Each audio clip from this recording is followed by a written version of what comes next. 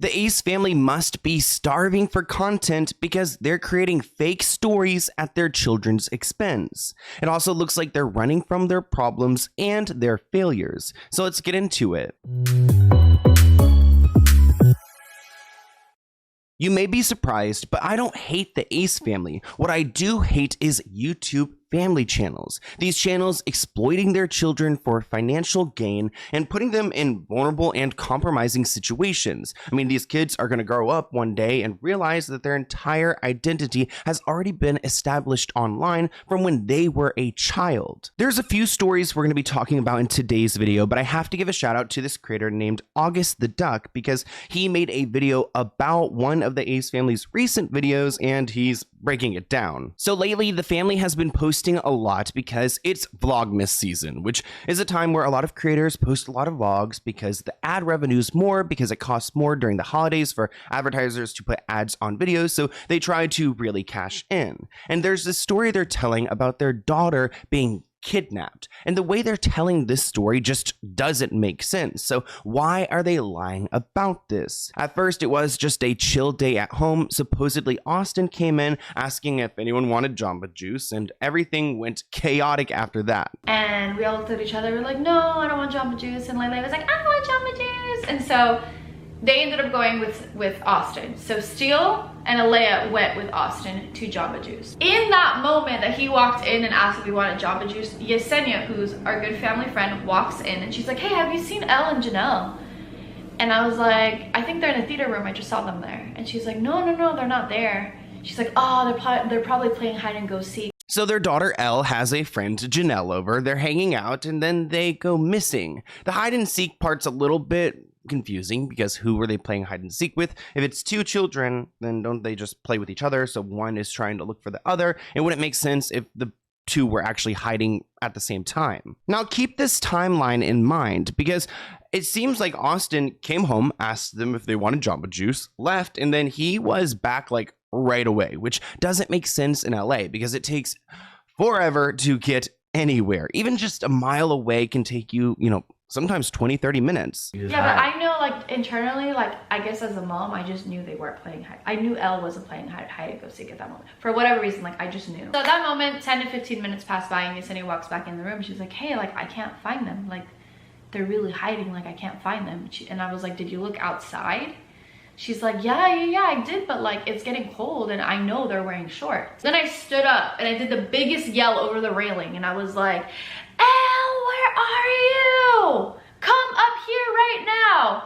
He's walking in the door with the two kids with the bags and the Jamba Juice. Alright, so when she said this, my spidey senses started tingling. I had alarm bells going off in my head. I've been to LA, I've driven in LA, and I know that nothing... We all know it takes forever to get everywhere. So there's no way that they went to Jamba Juice and then came back so quickly. So maybe it's just, a hiccup on the timeline, but when you see it as whole, I mean, this entire situation happened entirely too fast to make sense. So at this point, Catherine asked their friend or assistant, Yesenia, to go and fetch the children, but she couldn't find them anywhere. And Yesenia seems like she's been a part of this family for a very long time. When they lost their home, she was the one selling their furniture online, so she's always been there like as an assistant of some sort. In this clip, Catherine's going to explain that they have security on their property, so how are the kids getting out of here? But there was a lot going on at the house. I guess Grandma Shirley visited and she had left during this time when Austin came home and went to Jamba Juice. Mind you, like the way our house is set up is like we have 24-hour security.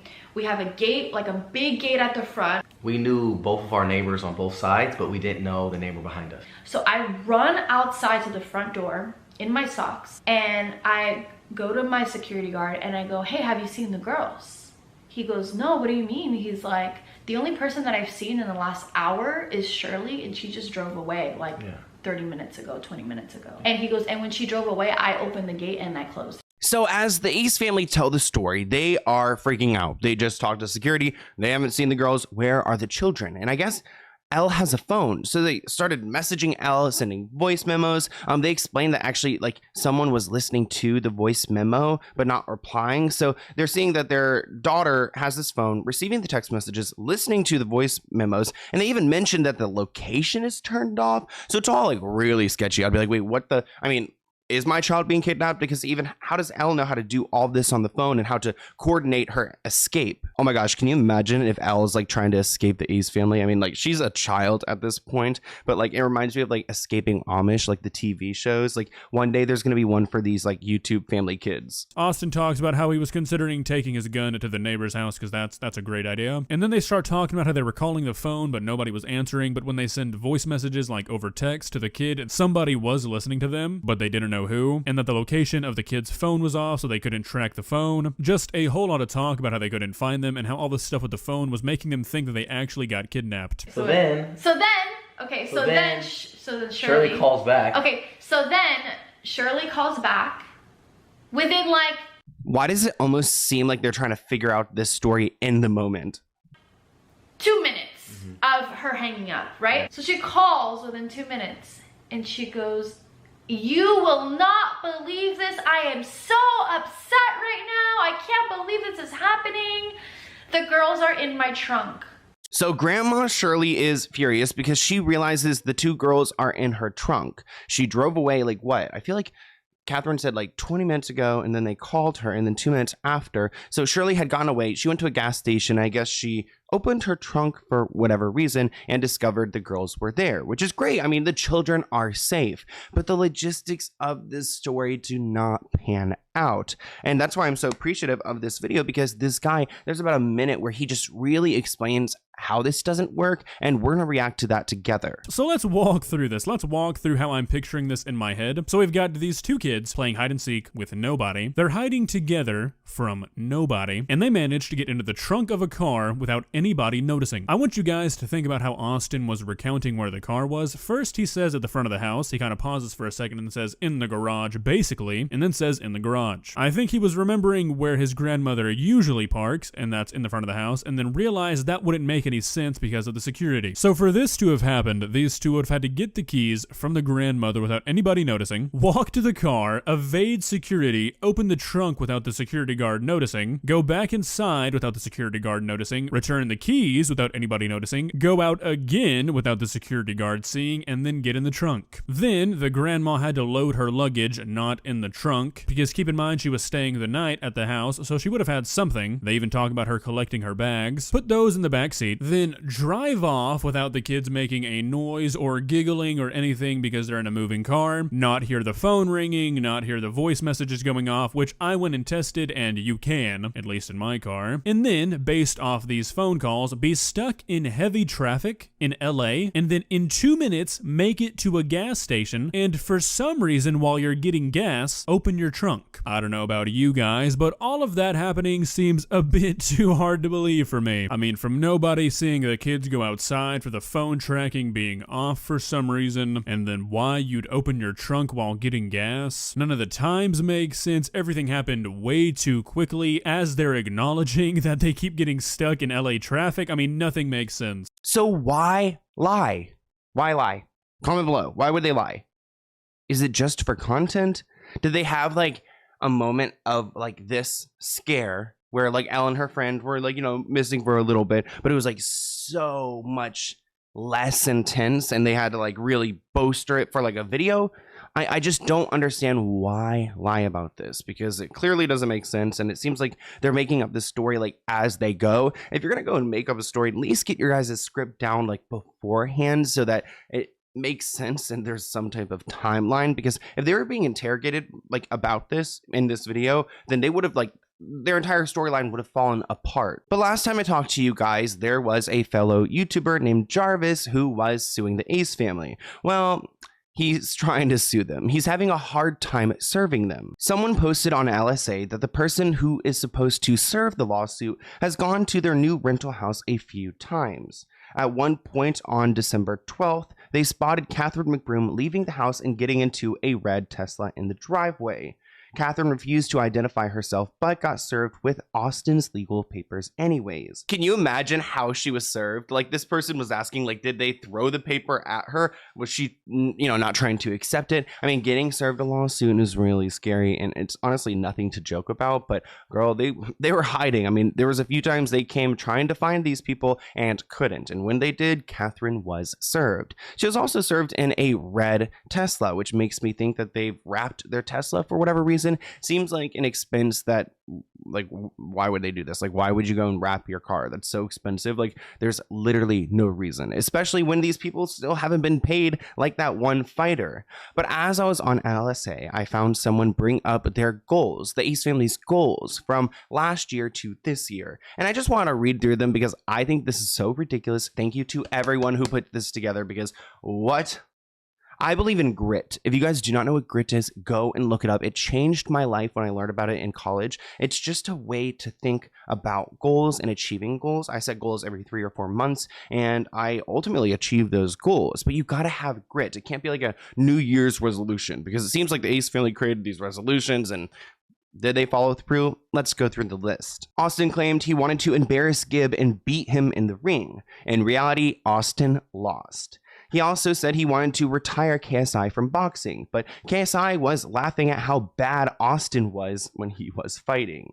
He also wanted to have a wedding, an official wedding, even though they are married, which a lot of people debate. They haven't had like a public wedding. So they're going to have an official wedding, and they actually mentioned they were going to have it at the Dodgers Stadium, and people were going to be able to get tickets to it. I actually believe people who went to the Ace Fest were supposed to get information about that, but we never learned about the wedding. It obviously never happened. Austin also wanted to start a nonprofit because these kids could really use his help, but he didn't make it to it this year, so maybe next year.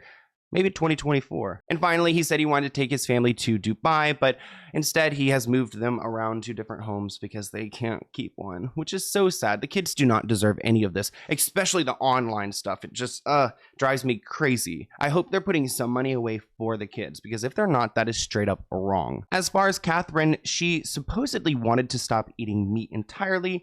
It doesn't seem like that has happened. She wanted to stop caring about what people think about her, but I don't think that goes away that easily. She also wanted to hang out with friends more, and we've seen her out a couple of times, but I don't know. We'd have to ask her for that answer. But really, she promised that 2022 is the year she finally starts her own YouTube channel for reals this time, and we haven't gotten it, which actually I was really looking forward to the channel, so I wish she would. I thought it could like give her a space to open up and show who she really is, but like I don't know why all of these projects are on the back burner. Like, creating a YouTube channel is so easy, would be great revenue for her, would give her her own money, dual income, maybe put it under another LLC, so in case they go bankrupt, the LLC can't like take the YouTube channel, or the bank would take the YouTube channel. But like, anyways, she should go and do it. She's been flexing it for years, but maybe 2023. Here's my email if you guys have any other video ideas for me. What do you think of the green jacket? It is so huge, but it's so cold here, I had to wear it. Also, my eyebrows are looking crazy because I just got them tattooed on, but let's go ahead and open this PO Box package item. I was sent it by Coco. Let's go ahead and see what they sent me. It's very heavy, almost like scary heavy. I like asked the PO Box people, like, are you sure this one's safe? Because this thing is really heavy. Holy crap. Holy crap. Stop. Dear Sloan, thank you for risking your life to provide us with this eye-opening content. I hope you don't forget and take care of yourself. Oh my gosh. I'm always binge watching your YouTube, and they're so informative and make me feel a little less guilty about spending so much time on YouTube. That is so sweet. I own a small business making how do you say that word? It's like this type of rock. It's making agate. I cannot say the word. Agate. Okay, agate. I looked it up. So she makes these trays and these freaking, it looks like these are coasters, and I've needed coasters for so long. You have no idea. I'm giving you and your followers 15% off your order with code Sloan15, minimum of 2 items. That is so sweet. Here are a selection of them, and I hope you like them. I'm so excited. I really need coasters, and I'm assuming these are like coaster situations. So wow, I'm so excited. Oh my gosh, this makes me want to cry. They sent me so many of these, and I really needed coasters, and I haven't like had a type I've wanted yet, because my place is like kind of metal and like earthy, and then this is perfect. Like, look how pretty the blue is. Look at the red. Like, does it even do it justice? I don't think so. We've got like these beautiful like purple matching pair, which are so nice. And then, wow, look. Okay, how does this one look like an ocean? Like, this one I think is my #1 favorite, but they're all so pretty and so heavy. So you guys need to go and check this out because these are legit, like, good quality. Gonna keep your tables nice forever. And I've even got another one right here. Wow, these are gorgeous. Thank you so much. I'm so excited to take these home and just see how they look in my home. This is incredible. Go and support their business. Use code SLOAN15, and I'll see you guys in a new video soon. Bye, guys.